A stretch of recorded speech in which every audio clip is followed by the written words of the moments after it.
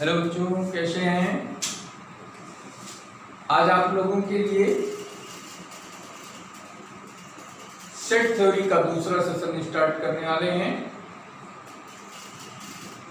जितने topic first session में आपको पढ़ाए गए हैं उससे नेक्स्ट हम सबसेट और उससे रिलेटेड कुछ इम्पोर्टेंस कॉन्सेप्ट की बात करेंगे। आइए देखते हैं सबसेट क्या होता है। हालांकि मैं फर्स्ट वीडियो में इसको बता चुका हूं, लेकिन फिर से एक बार हम इसको देखते हैं। सबसेट क्या है? ठीक है, सबसेट्स के बारे में हमने आपको बताया था कि जब किसी एक सेट के each and every element second set में लाई करते हैं, सेकेंड सेट के भी एलिमेंट होते हैं, तो हम फर्स्ट सेट को सेकेंड का सबसेट कहते हैं। सपोज कर लीजिए कि हमारे पास ए एंड बी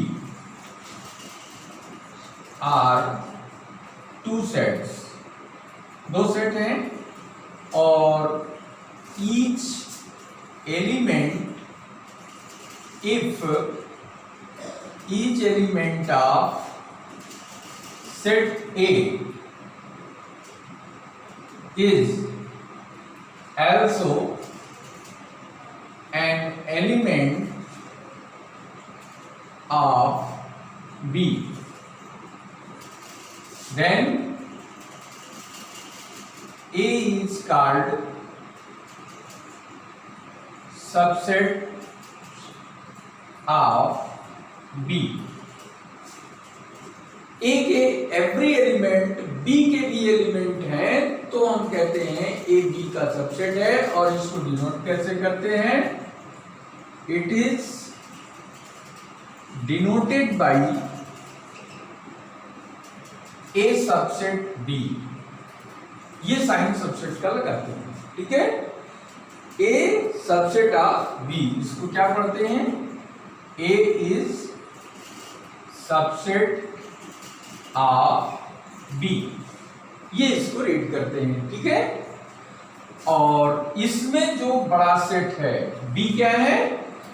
एक चीज और, इसमें सबसेट्स को दो कैटेगरी में डिवाइड कर दें। एक है प्रॉपर सबसेट। ठीक है, प्रॉपर सबसेट क्या है? If every element of A, each element of set A is also an element of B, but at least one element of B is not in A. अगर ऐसा है तो then A is called the proper subset. तो इसको हम ऐसा भी लिख सकते हैं, if each element of set A is also element of set B, but at least one element in B which is not in A. ठीक है, बी में एटलीस्ट एक एलिमेंट, कम से कम एक एलिमेंट बी में ऐसा होना चाहिए जो सेट ए में इंक्लूड ना हो। ठीक है, इसका मेंबर ना हो, तो ऐसे कंडीशन में then A is called proper subset of B. A को प्रॉपर सबसेट कहेंगे। और इसको कैसे सिंबल से डिनोट करेंगे? यहां पे केवल हम ऐसा साइन लगाएंगे तो ये प्रॉपर सबसेट का साइन होता है। A is proper subset of B, ऐसा हम इसको रीड करेंगे। ठीक है, और दूसरा है improper subset. Improper subset improper subset क्या है? If every element of A is an element of B and every element of B is an element of A. ठीक है, every element of A is an element of B and every element of B is an element of A. Then A is called improper subset. Improper subsets of B. ठीक है, ये हो गया। और जो हमारा B सेट है, set B is called superset. क्या कहलाएगा? Set B is called superset. ठीक है, किसका superset? Superset of A. तो ऐसे कंडीशन में हम देख सकते हैं दो सेट हमारे पास हैं, एक सेट के एलिमेंट बी के एलिमेंट बी हैं, तो ऐसे कंडीशन में ए को बी का सबसेट कहेंगे।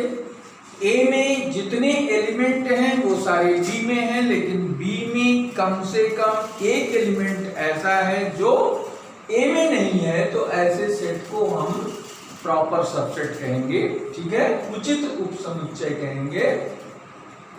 सबसेट की हिंदी उपसमुच्चय होती है। प्रॉपर सबसेट उचित उपसमुच्चय कहलाएगा, यथार्थ उपसमुच्चय कहलाएगा। और नेक्स्ट हमारा है, अगर ए के एवरी एलिमेंट बी में है और बी के भी एवरी एलिमेंट ए में एग्जिस्ट कर रहे हैं, then this condition is known as A is called improper subset of B। और जो लार्जेस्ट सेट हमारा B होता है, इस B सेट को A का सुपर सेट कहते हैं, हिंदी में इसको अधिसमुच्चय कहते हैं। ठीक है, एक एग्जाम्पल लेकर के इसको हम समझ लेते हैं, ये बात क्लियर हो जाएगी।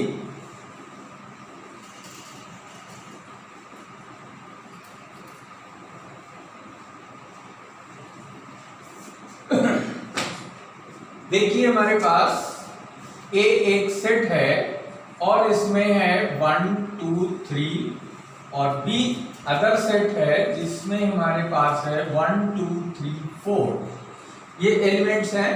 तो we have here we see this set contains 4 element and set A contains 3 elements, 1 more element in B. ठीक है, तो एक एलिमेंट बी में ज्यादा है, तो इस कंडीशन में इसको क्या कहेंगे? ए सबसेट ऑफ बी। जनरली वैसे लिखने को तो हम ऐसे लिखेंगे, लेकिन जब इसको हम प्रॉपर के रूप में लिखें तो ये ए सबसेट बी कहलाएगा और इसको इम्प्रॉपर सबसेट के रूप में कंसीडर किया जाएगा।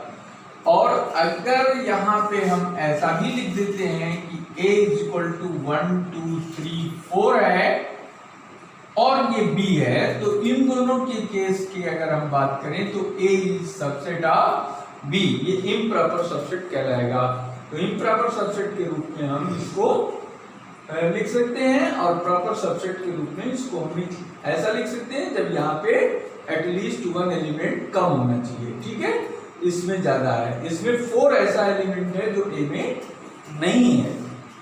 तो ऐसे केस में जब हम इस केस की बात करते हैं तो इसमें B क्या कहलाएगा? B is called super set. ठीक है, ये सुपर सेट कहलाएगा। और इसके बेस पर हम ये कह सकते हैं कि जो हमारे पास सेट्स ऑफ नंबर्स हैं, set of numbers, real numbers, set of real numbers की बात करें तो सबसे छोटा सेट हमने क्या बताया था? सेट ऑफ नेचुरल नंबर ये है 1 2 3 4 एंड सो ऑन। ये काउंटिंग नंबर्स जो है नेचुरल नंबर सेट कहलाते हैं, ठीक है। और इसी में हम जब जीरो इंक्लूड कर देते हैं 1 2 3 4 एंड सो ऑन, तो ये सेट ऑफ 4 नंबर्स कहलाता है। और इसके बाद फिर इससे बड़ा सेट जो हमारे पास है उसको हम क्या कहते हैं, इंटीजर्स। इंटीजर्स में 3 इंटीजर्स हो गए। एक हो गया पॉजिटिव इंटीजर जो कि हमारा नेचुरल नंबर है, जीरो इंटीजर होता है, और जितने निगेटिव नंबर्स हैं उनको हम नेगेटिव इंटीजर्स कहते हैं। तो z is the set of numbers, इस तरीके से हम इसको लिख सकते हैं, +-3 and so on up to infinite. ये सेट ऑफ इंटीजर्स कहलाता है। इसको कहीं कहीं आई से भी डिनोट करते हैं, हमने पहले वीडियो में बताया है, ठीक है। और z के बाद हमारा आता है रेशनल नंबर, जिसको हम लिखते हैं व्हाट इज q से डिनोट करते हैं। तो x such that x is equal to p by q, where p and q belongs to z। ये इंटीजर्स हैं और इसके साथ साथ कंडीशन है कि डिनोमिनेटर नॉट इक्वल टू 0, यानी डिनोमिनेटर इसका ना 0 इंटीजर होना चाहिए। तो इस फॉर्म में जब नंबर्स को लिखते हैं तो जितने भी नंबर्स इस तरीके के लिखे जा सकते हैं, रिप्रेजेंट किया जा सकते हैं, all these are called rational numbers and set of these numbers is known as set of rational number। इनको हम परिमेय संख्याएं कहते हैं, इनको हम पूर्णांक कहते हैं, ये पूर्ण संख्याएं कहलाती हैं, और इनको हम प्राकृत संख्याएं कहते हैं, ठीक है। तो इसके बाद जो हमारा नेक्स्ट आता है जिसको हम q बार कहते हैं, या कहीं कहीं इसको q डैश से डिनोट करते हैं, ये क्या है, ये सेट ऑफ इरेशनल नंबर है। इसको सेट ऑफ इरेशनल नंबर्स कहते हैं, ठीक है।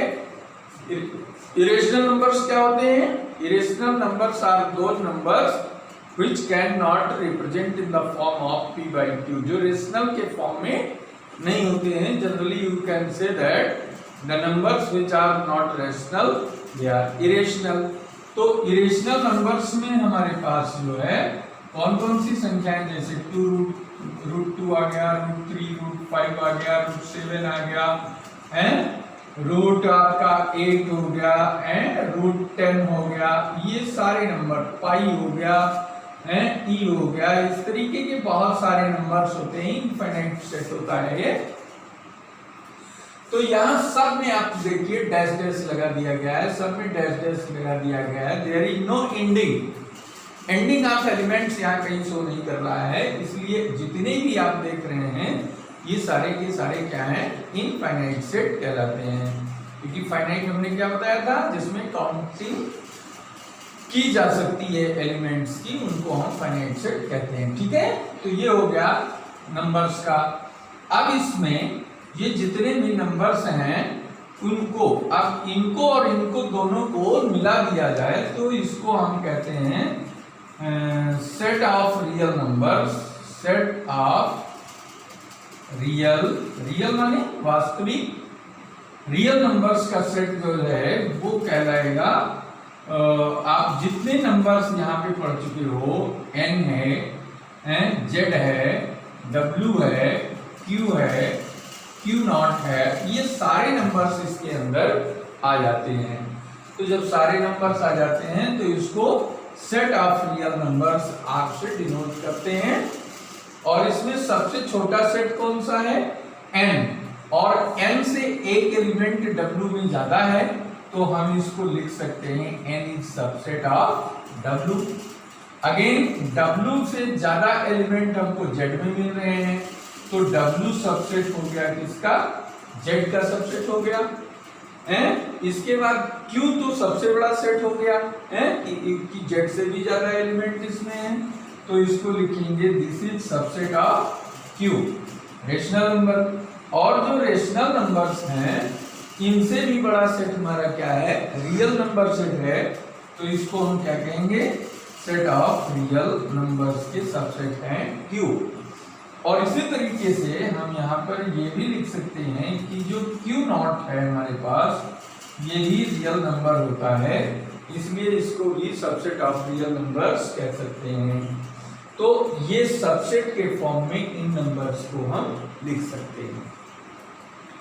जैसे एग्जाम्पल्स के लिए आप मान लीजिए कि जो हमारी फैमिली होती है, उस फैमिली में सपोज कर लीजिए कि 6 लोग हैं। एक कोई फैमिली है, ए जो है एक फैमिली है, और इस फैमिली में कितने एलिमेंट्स हैं, यानी मेंबर्स फैमिली के जो हैं वो है X Y Z U P Q. यहाँ पे 6 मेंबर इस फैमिली में हैं, और इस फैमिली में सपोज कर लीजिए कि ये एक्स जो है ये बेटा है और ये बहू है। तो ये बहू और बेटा ये दोनों एक साथ कहीं अलग रह रहे हैं। तो जब अलग रह रहे हैं तो ये एक अलग फैमिली बन गई, एक्स कामा वाई। ये एक सेपरेट सेट कंप्लीट हो गया। तो ये सेट क्या हो गया, इसके एलिमेंट्स जो है एक सेट बना रहे हैं, और ये बड़ा सेट है जिसको होल सेट कहते हैं। तो ये इसका सबसेट हो गया। तो इसको लिखेंगे बी इज सबसेट ऑफ ए। ये बी इज सबसेट ऑफ ए कहलाया, ठीक है। तो सबसेट, सब मानी क्या होता है, सब मानी डिवीजन, उसका छोटा एक पार्ट, एक हिस्सा, उसको हम डिवीजन के रूप में लिखते हैं। जैसे आप बहुत सारे देखते हैं sub division, sub divisional magistrate, ऐसे सब जहां लग जाता है वो एक पार्ट को डिनोट करता है, यानी इससे बड़ा है ये, ठीक है। इसके एलिमेंट्स ज्यादा हैं, इसके एलिमेंट्स कम हैं। तो ये सबसेट हो गया। जैसे आप सपोज कर लीजिए एक कॉलेज है, कॉलेज के सारे एलिमेंट्स, सारे students as well as teachers as well as all the staff are forms a set. पूरी फैमिली जो कॉलेज की है वो एक सेट बनाती है, और उसमें जो एक क्लास है, जैसे हम 11th क्लास की बात करें तो 11th क्लास के जितने बच्चे हैं वो एक सेट फॉर्म कर रहे हैं। तो all the members of class 11 makes a set which is a subset of a set which makes through the whole college students as well as all members. तो ऐसी स्थिति में हम इसको लिख सकते हैं कि एस क्या है, ये है स्कूल्स, स्टूडेंट्स, ठीक है। और सी क्या है, ये क्लास 11th स्टूडेंट, ठीक है। आप दोनों में देखिए, स्कूल में बहुत सारे स्टूडेंट्स होते हैं, क्लास 11th में कम स्टूडेंट होंगे उनके कंपैरिजन में, लेकिन ये जो सी के एलिमेंट्स हैं, 11th के एलिमेंट्स हैं, ये सारे एलिमेंट्स स्कूल के भी एलिमेंट हैं, इसलिए हम इसको लिख सकते हैं सी इज सबसेट ऑफ एस, ठीक है। ये सी सबसेट हो गया। तो ऐसे हम सबसेट का कॉन्सेप्ट क्लियर कर सकते हैं। और इसके बाद अब हम देखते हैं कि किसी भी सेट का सबसेट कैसे बनाते हैं। तो सबसेट बनाते समय 2 चीजें विशेष रूप से हमको ध्यान में रखना है कि जो एम्प्टी सेट होता है वो एवरी सेट का सबसेट होता है, ठीक है। तो इसको हम लिखते हैं empty set is a subset of every set. क्या है ये? एम्प्टी सेट सबका सबसेट, हर सेट का सबसेट होता है। अगर इसको हमें प्रूफ करना है तो क्या करेंगे, यहाँ पे हम देखते हैं फाई क्या है, इसको लेट कर लो, let phi is equal to this be an empty set. ये एक एम्प्टी सेट है, ऐसा हमने सपोज कर लिया है, ठीक है। तो क्लियरली हमें मालूम है कि इस सेट में कोई एलिमेंट नहीं है। तो और इसके साथ इसको हम ऐसा भी लिख सकते हैं कि let A B a finite और इनफाइनाइट, तो फाइनाइट सेट मान लो, ये कोई फाइनाइट सेट है, एक कोई सेट है, तो अब यहाँ पे हम लिख सकते हैं कि each element of set five is also element of set ए का सेट है, ए का एलिमेंट है, दैट इज, इसको हम लिख सकते हैं x belongs to phi, this implies that x belongs to a, therefore phi is subset of a। ये सबसेट हो गया, यानी कोई भी एम्प्टी सेट है तो किसी भी सेट का सबसेट हो सकता है। दूसरी हम बात करते हैं, every set is a subset of itself. अब यहां पे देखिए, ये कह रहा है कोई भी सेट स्वयं का उपसमुच्चय होता है, स्वयं का इटसेल्फ अपने आप का सबसेट होता है। कोई भी सेट आप ले लीजिए, हर सेट स्वयं का सबसेट कहलाता है। कैसे कहलाता है, तो इसके लिए हम प्रूफ में देखते हैं कि since let A B any set, ठीक है, तो every element of set A is also an element of set A, ठीक है।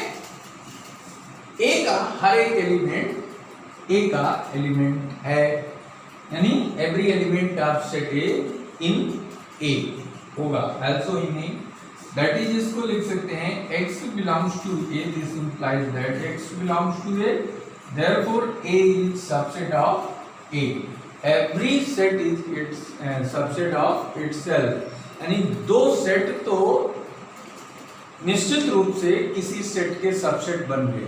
मान लीजिए ए कोई सेट है तो फाइव उसका एक सबसेट हो गया और वो स्वयं अपना एक सबसेट हो गया, तो दो सबसेट तो फाइनली कंप्लीट हो गए।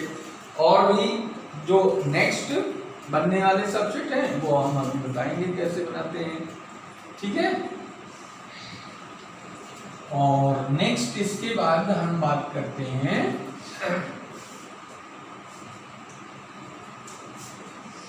थ्योरम थर्ड की, जो सबसेट से ही रिलेटेड है।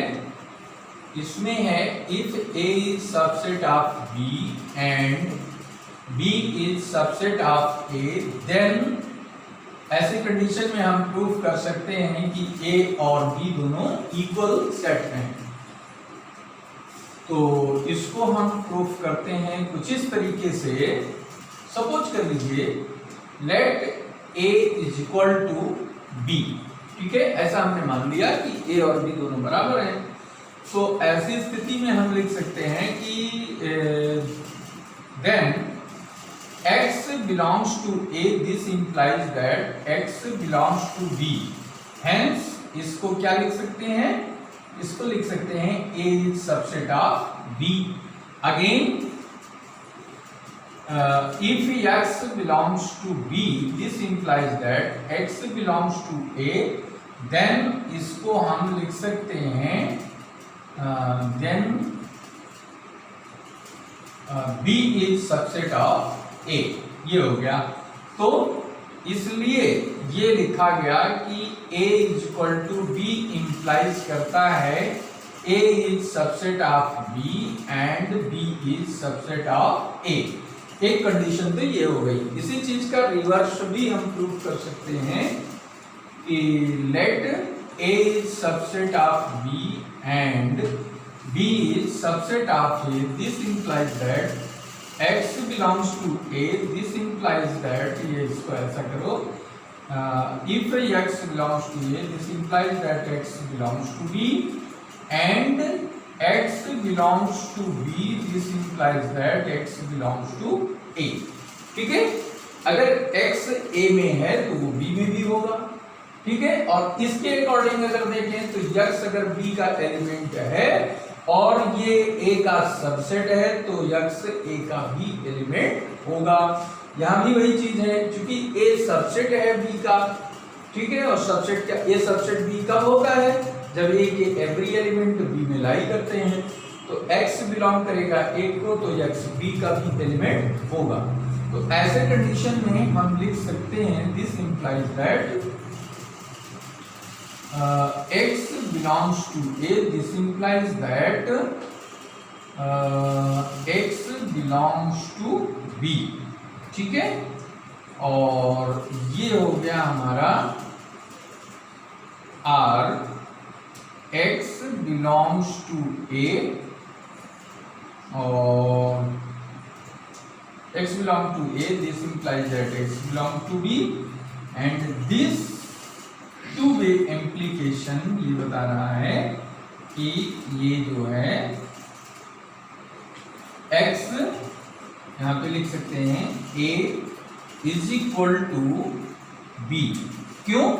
क्योंकि every element of a is also an element of b and every element of B is an element of A। ठीक है, A का हर एलिमेंट B का एलिमेंट है और B का हर एलिमेंट A का एलिमेंट है, तो उस कंडीशन में क्या हो गया, ये हो गया। हेंस इसको हम लिख सकते हैं कि A सबसेट है B का और B सबसेट है A का, तो इस कंडीशन में A इक्वल टू B लिखा जा सकता है। ठीक है, बात समझ में आ रही है ना? तो ये बहुत इंपॉर्टेंट, बेसिकली ये काफी इंपॉर्टेंट थ्योरम है और इसका काफी एप्लीकेशन आपको जब लॉजिकली कई थ्योरम्स हमको प्रूव करनी होगी या डिमॉर्गन्स लॉ प्रूफ करना होगा तो वहां पर इनका यूज हमें करना होगा। ठीक है,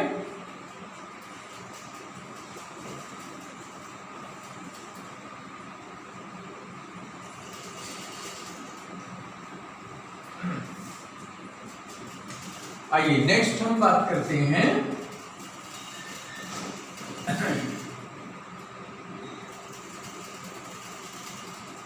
एक थ्योरम ये और ले लेते हैं। थ्योरम है हमारे पास, if A is subset of B and B is subset of C, this implies that A is also subset of C।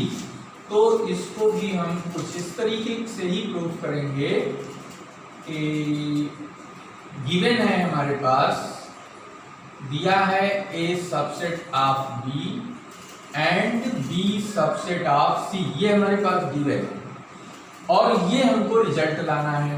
तो इसके लिए बिल्कुल लॉजिकली इसको करेंगे कि let x belongs to A, this implies that x belongs to B and जब ये A का एलिमेंट है तो B का भी एलिमेंट होगा और B सबसेट है C का, तो जब B में है तो C में भी होगा।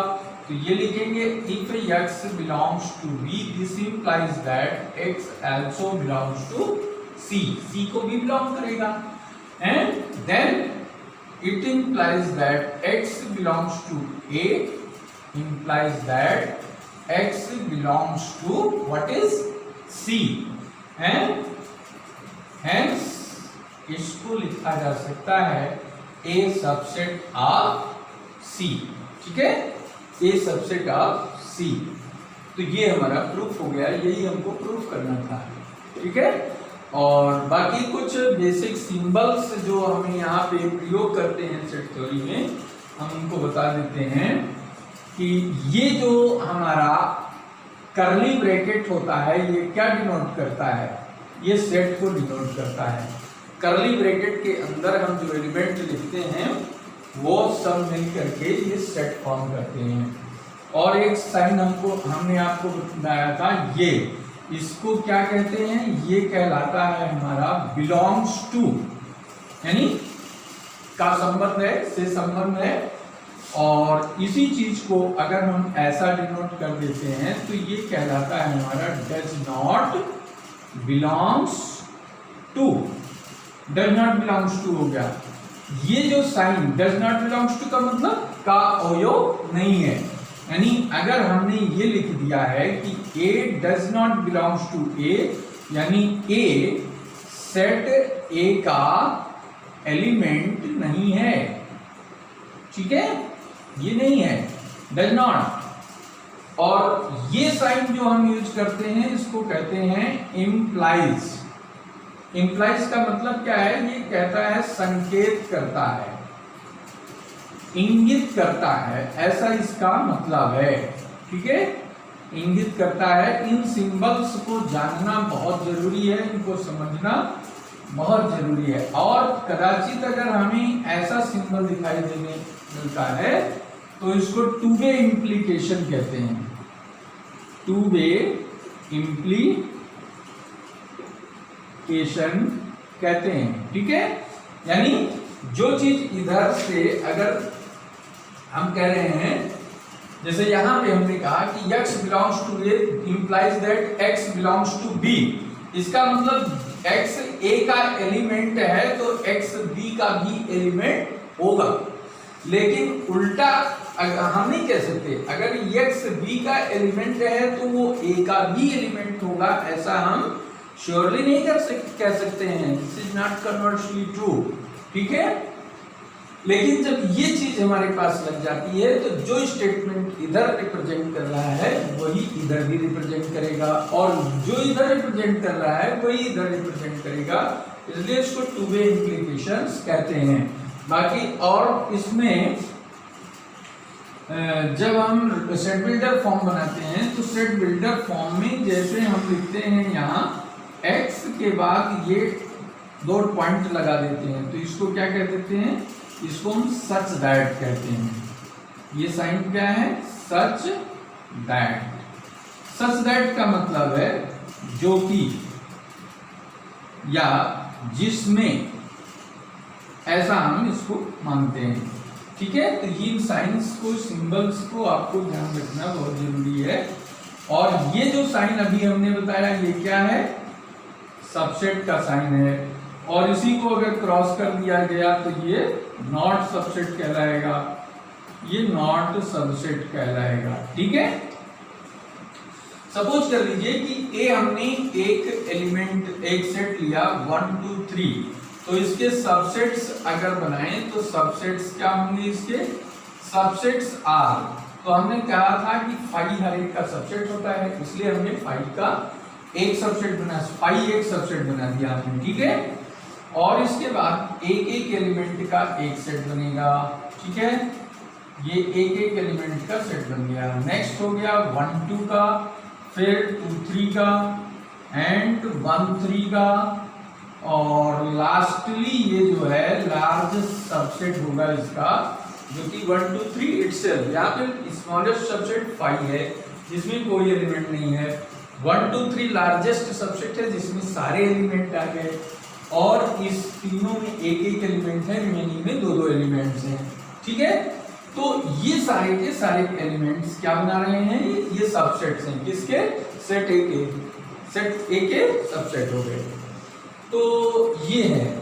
अब इसमें अगर हम कहें कि ये जो है ये क्या है, तो इसको कहेंगे सबसेट ऑफ ए। ये सबसेट ऑफ ए हो गया। अगर इसमें हम ये कहें ये क्या है, तो ये सबसेट नहीं है, नॉट सबसेट ऑफ ए। ये ए का सबसेट नहीं है क्योंकि इसमें कोई सेट ऐसा 4 एलिमेंट वाला नहीं है, और ये एक एलिमेंट है इसमें, इसलिए इसको सबसेट ऑफ ए कहेंगे, ठीक है। तो ये हो गया। इन चीजों को समझने की विशेष आवश्यकता है। अब आइए देखते हैं किसी सेट में कितने नंबर ऑफ सबसेट्स बनते हैं। टोटल नंबर ऑफ सबसेट्स, ठीक है, इन ए सेट। या ऑफ ए सेट, सेट ए का कितने टोटल सबसेट बन सकते हैं, इसको बिना एक्चुअल सबसेट निकाले हम कैसे इमीडिएटली बता सकते हैं, ये जानने के लिए हम देखते हैं कि let A B a set having element n, having element n, एक समुच्चय है जिसमें n अवयव हैं हमारे पास।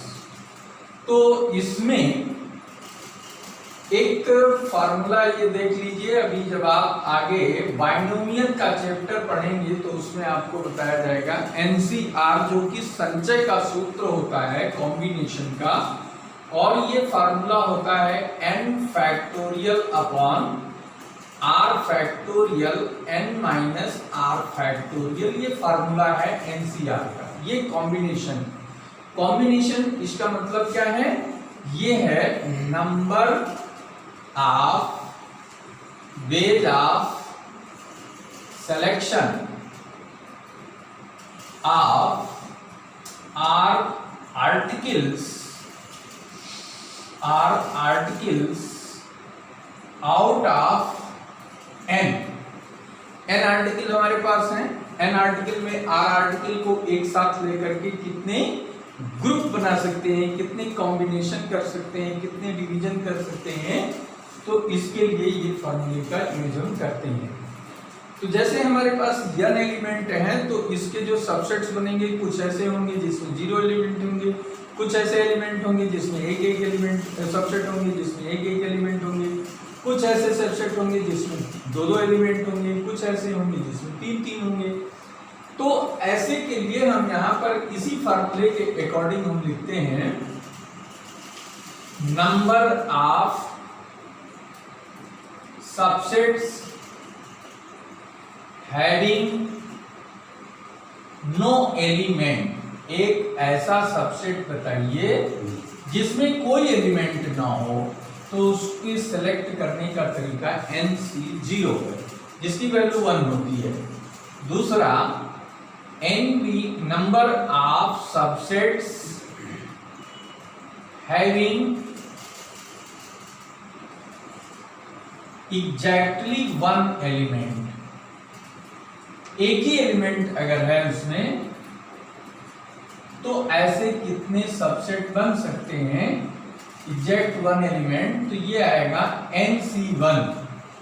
इसी तरीके से number of subsets having 2 elements,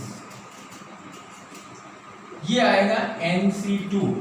इसी तरीके से ऐसे हम करते जाएं तो ये बन जाएगा हमारा नंबर ऑफ सबसेट्स हैविंग, सारे एक साथ ले लिए जाएं, n एलिमेंट्स जो कि इटसेल्फ होता है, तो ये बन जाएगा NCN। कोई एलिमेंट नहीं NC0, 1 एलिमेंट वाला सबसेट NC1 और 2 एलिमेंट वाले सारे सबसेट्स की संख्या NC2। n सब एलिमेंट वाले कितने सेट बनेंगे वो एक ही होगा, NCN1 होता है, यानी NC0 1 और NCN 1 होता है। Therefore total number of subsets क्या हो जाएंगे, total number of subsets of set A is equal to, ये सारे ऐड कर दो, NC0 NC1 NC2 and so on, finally NCN हो गया। ठीक है, अब इसमें एक और फार्मूला है, ये आप जब बाइनोमियल पढ़ोगे तो हम बताएंगे। ये फार्मूला अभी नोट कर लीजिए और समझ लीजिए कि ये फार्मूला है आपका NC0 plus NC1x NC2x square है plus and so on NCNx की पावर n। ये फार्मूला है बाइनोमियल थ्योरम का। ठीक है, स्पेशल केस।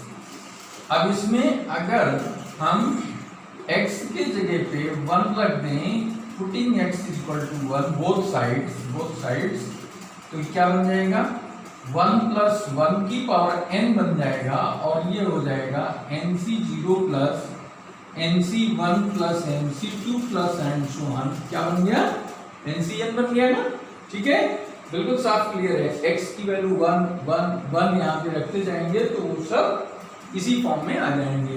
तो इसकी वैल्यू टोटल कितनी होगी हमारी 1 प्लस 1 यानी 2 की पावर n बन गया। तो ये है total number of subsets of set A is equal to 2 power n। इससे हम टोटल नंबर ऑफ सबसेट्स निकाल सकते हैं। फॉर एग्जाम्पल के लिए देख लीजिए कि ये जो हमने सेट लिया है, सेट ए में 1 2 3 यानी 3 एलिमेंट्स हैं, तो 3 एलिमेंट्स हैं, तो इसके सबसेट्स कितने बनेंगे डायरेक्टली आप निकाल सकते हैं। तो नंबर ऑफ सबसेट्स क्या कह सकते हैं इन्हीं, ठीक है, ये हो जाएगा 2 की पावर n यानी 2 की पावर 3, एग्जैक्टली कितना हो गया 8। अब काउंट कर लो 1 2 3 4 5 6 7 8 एलिमेंट यहाँ भी हैं, ठीक है, 8 हो गया। तो इस तरीके से हम किसी भी, जैसे सपोज कर लीजिए कि हमारे पास एक सेट यहाँ पे है जिसमें है 5 और 7 दो एलिमेंट्स हैं। अब इसके सबसेट कितने बनेंगे, तो नंबर ऑफ सबसेट्स अगर निकालोगे, नंबर ऑफ सबसेट्स तो 2 ही एलिमेंट हैं यहाँ पे, तो 2 पावर 2 हो गया, 4 हो गया, ठीक है। और अगर इनको हम कौन कौन सबसेट हैं, तो सबसेट्स अगर हमें बताना है तो ये सबसेट्स आ जाएंगे। एक तो सीधे सीधे 5 हो गया जो हमने बताया था, दूसरा 5 हो गया, फिर 7 हो गया, और लार्जेस्ट जो बन गया वो इटसेल्फ वाला आ गया 5 एंड a हो गया, और बीच में 1 एलिमेंट यानी 1 2 3 4 एलिमेंट्स का ये हमारे पास सबसेट्स आ गया, ठीक है। अब एक टर्म इससे रिलेटेड और मैं आपसे बात करता हूं जिसका नाम है पावर ऑफ सेट, ठीक है।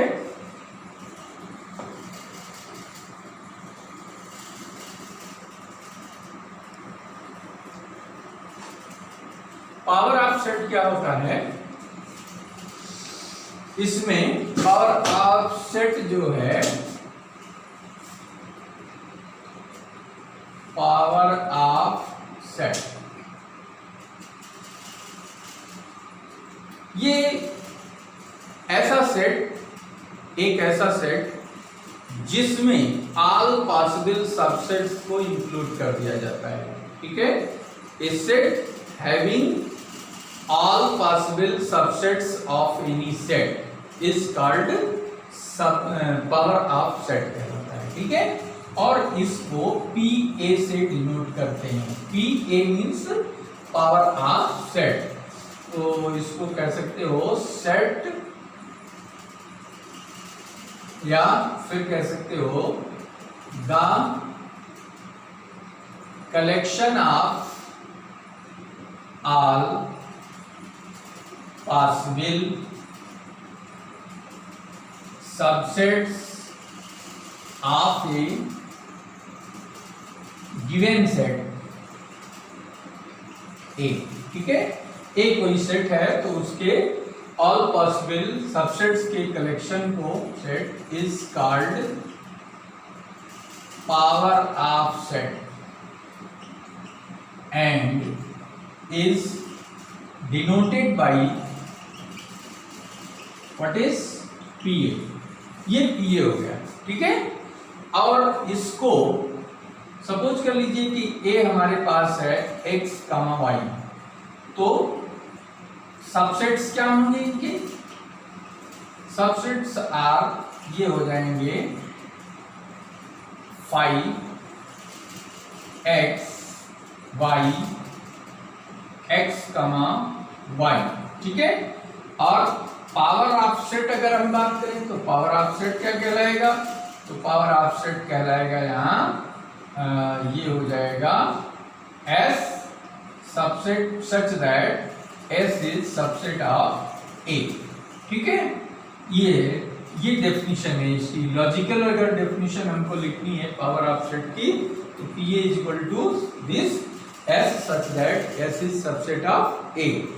यानी इसको पी ए को अगर क्लियरली हमें लिखना है तो ये फाई हो गया X Y and X comma Y, ये पावर ऑफ सेट हो गया। ऐसे कोई भी सेट आपको दिया हुआ है उसका आपको भी पावर सेट निकाल। बी सपोज कर लीजिए x such that x belongs to n, x is equal to n square and x is less than 5 and greater than 1। ठीक है, ये सेट है। तो इसका अगर हमें ये किस फॉर्म में लिखा गया है, ये फॉर्म है सेट बिल्डर। ठीक है, सेट बिल्डर फॉर्म में ये लिखा गया है, ये n स्क्वायर बता रहा है और x क्या है, x is equal to n square है और यहाँ पे n क्या बता रहा है, 1 से बड़ा और 5 से छोटा। नेचुरल नंबर है, ठीक है, n नेचुरल नंबर है। तो इसको हम क्या लिखेंगे, यहाँ पे n बिलोंग्स टू कैपिटल है, ऐसा लिख सकते हो, इसको हटा दो, ये फॉर्म हो जाएगा। ठीक है, n बिलोंग्स टू कैपिटल है, x is equal to n square. तो b कितना हो गया हमारा, 1 और 4 के बीच में आएगा 2 3 4, 2 का स्क्वायर 4, 3 का स्क्वायर 9, 4 का स्क्वायर 16। ये हमारे पास एलिमेंट्स 3 एलिमेंट्स का एक सेट है B। अब इसको अगर हमें PB power set of B निकालना है तो क्या करोगे, पावर सेट ऑफ B निकालना है तो क्या करोगे, तो ये आ गया 5 4 9, ठीक है, 16, next 4 comma 9 and 9 comma 16 and 4 comma 16 and lastly 4 9 16। ये हमारा पूरा का पूरा पावर सेट बन गया। ठीक है, कहीं कहीं पर पावर सेट को 2 पावर ए से भी डिनोट करते हैं, लेकिन बेसिकली इसी को हमें याद करके चलना है। समझ में आ रही बात? तो ये मेरे ख्याल से आपको अच्छी तरीके से समझ में आ गया होगा। Collection of all possible subsets of given set is called power of set. ये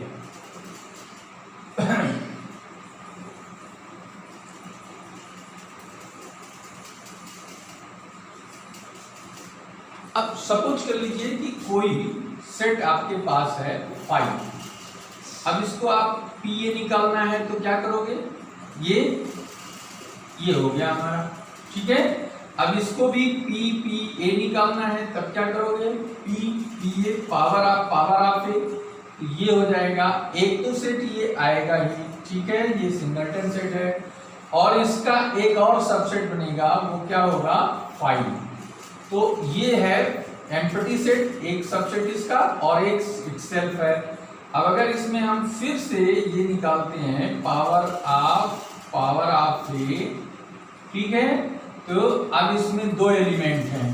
अब 2 एलिमेंट का क्या हो जाएगा, एक तो पाई हो गया, दूसरा ये हो गया हमारा, ठीक है, ये एलिमेंट, और तीसरा क्या हो गया, ये हो गया। ठीक, अब 2 का निकाल दो, ठीक है, 2 में ये इटसेल्फ आ जाएगा, तो ये 5 हो गया और ये सिंगलटन। ठीक है, ये कंप्लीटली। तो अब इसमें कितने एलिमेंट हैं, 2 एलिमेंट है ना, कितने सबसेट बनेंगे, 4 एलिमेंट बनेंगे। नंबर ऑफ सबसेट्स यहाँ पे निकाल सकते हो, नंबर ऑफ सबसेट्स ये क्या हो गया 2 पावर 2 यानी 4 हो गया। तो कितने एलिमेंट इसके अंदर आ जाएंगे, 1 2 3 4, 4 एलिमेंट्स हो गए। तो कहने का मतलब है कि number of elements of power set is equal to power set A number of subsets of set A having n element. ठीक है, इसका फार्मूला 2 पावर n, वही चीज आपको जो निकाल कर हमने दिखाया है वही यहाँ पर भी अप्लाई होगा।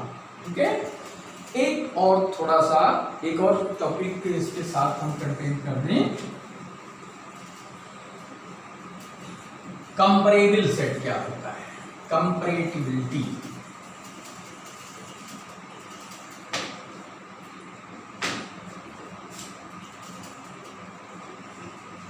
कंपैरेटिबिलिटी, ठीक है।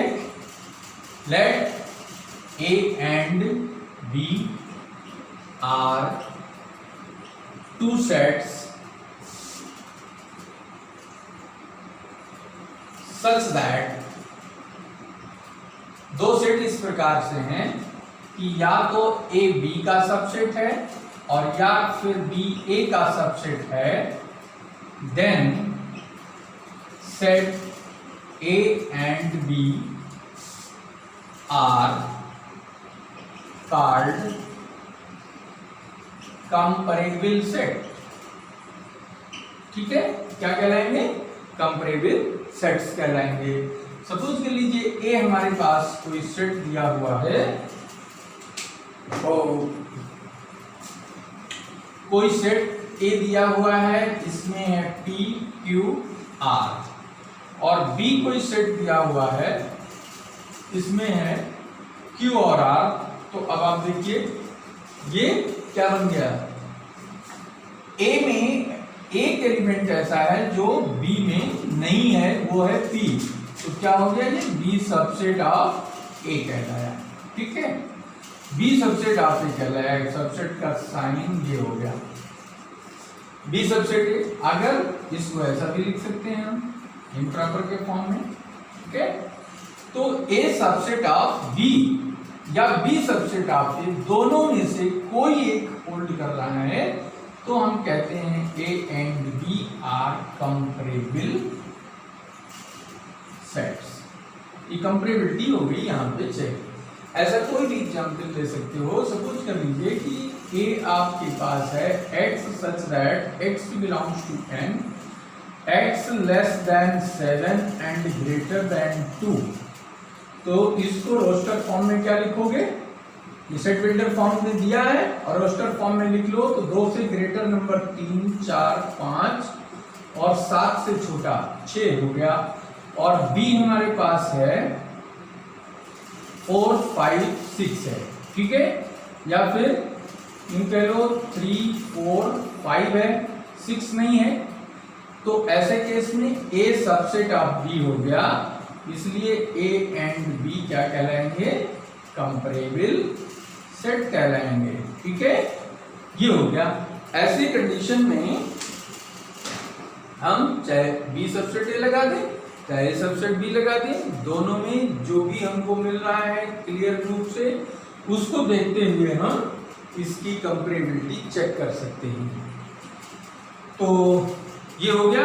इस तरीके से हमने आपके basic concept related to subset of set हमने क्लियर किया है। और नेक्स्ट वीडियो इसके बाद हम जो बनाएंगे उसमें ऑपरेशन ऑन सेट्स बनाएंगे, जो डिफरेंट ऑपरेशंस जैसे हम अर्थमेटिक में पढ़ते आए हैं उसका डिस्कस हम नेक्स्ट वीडियो में करेंगे। ठीक है, तो इस वीडियो को हमारे ख्याल से आपने अच्छे तरीके से समझ लिया होगा और सारी चीज़ें हमने डिटेल में आपको एक एक करके बताई हैं।